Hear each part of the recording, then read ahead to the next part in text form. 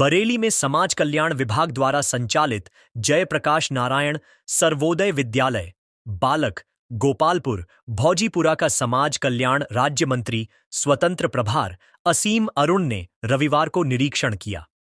निरीक्षण के दौरान राज्य मंत्री ने विद्यालय में चल रहे भवन मरम्मत कार्य का जायजा लिया। उन्होंने पाया कि कार्य की गुणवत्ता संतोषजनक नहीं है। इस लापरवाही को गंभीरता से लेते हुए राज्य मंत्री ने आउटसोर्सिंग पर कार्यरत जूनियर इंजीनियर जेई माज खान को तत्काल हटाने के निर्देश दिए। टाइल कहीं लग गया? अभी नहीं लगा। बेस कंक्रीट सर इसमें नहीं ले रखा है सर। हाँ, नीचे का कॉम्पैक्ट करो ना तो सही रहेगा। मजदूरी तो पूरी करोगे भैया।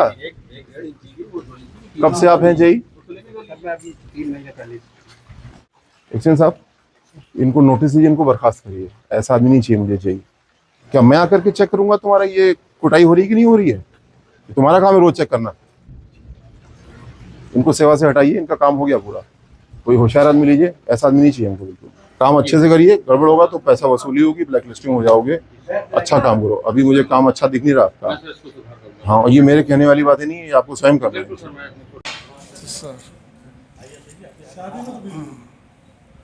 मोबाइल थोड़ा सा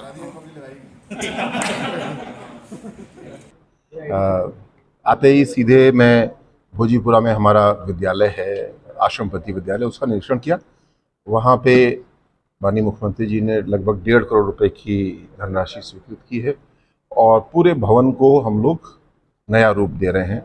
हमारे बच्चे अच्छी से अच्छी व्यवस्था में पढ़ें, उनको फर्नीचर, उनको खाना, उनको सब कुछ अच्छा मिले, ऐसी सारी व्यवस्था मुख्यमंत्री जी ने कर दी है। ज़्यादातर विद्यालयों में काम भी पूरा हो गया है। भोजीपुरा के विद्यालय में भी अगले 15-20 दिन में काम ये पूरा हो जाएगा।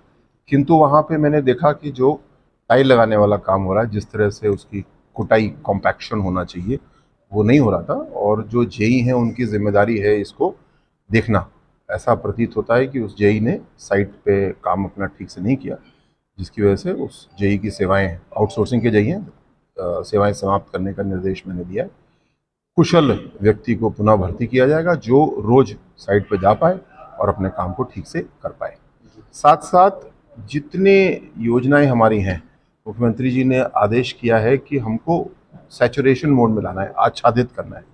जैसे कि वृद्धावस्था पेंशन, जितने भी वृद्धजन हमारे बचे हैं, एक तो हम कैंप लगा करके काम करते रहें, लेकिन अब हम लोग ने एक नया काम शुरू किया है जिसमें कि फैमिली आईडी का जो सॉफ्टवेयर बनाया गया, प्रणाली बनाई गई है, उससे हमको मालूम हो जाता है किस जिले में, किस ब्लॉक में कितने लोग पेंशन के लिए पात्र तो हैं लेकिन उनको मिल नहीं रही। तो उनको कहीं, हाँ, तो उनको कहीं दौड़ना नहीं पड़ेगा।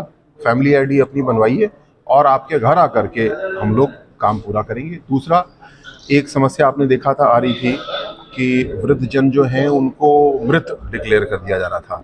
तो आदरणीय मोदी जी ने एक नई व्यवस्था हम लोग को दी है, उसका हमने उपयोग करना शुरू कर दिया है। वो है कि जीवन प्रमाण, एक वेबसाइट, एक पोर्टल बनाया गया है और स्वयं अपना अपना जीवन प्रमाण लोग दे सकते हैं। जैसा कि अभी सरकार के सेवारत पेंशनर्स जैसे कि मैं हूँ, वो लोग करते हैं, लेकिन अब ये वृद्धावस्था पेंशन के लिए भी हम लोग ने लागू कर दिया है, जिससे किसी कोई कठिनाई ना हो, घर से निकलना भी ना पड़े, स्वयं कर सकते हैं या कोई उनका मित्र इष्टजन जिसके पास स्मार्टफोन है वो स्वयं इसको कर पाएंगे। मंत्री जी, अखिलेश ने वीडियो जारी किए हैं चुनाव आयोग को लेकर की धांधली हो रही है और वोट चोरी की जा रही है, क्या कहेंगे? लगातार अखिलेश निशाना साध रहे हैं, राहुल गांधी भी निशाना साध रहे हैं आपकी सरकार पे, कह रहे हैं आप लोग वोट चोरी कर रहे हैं।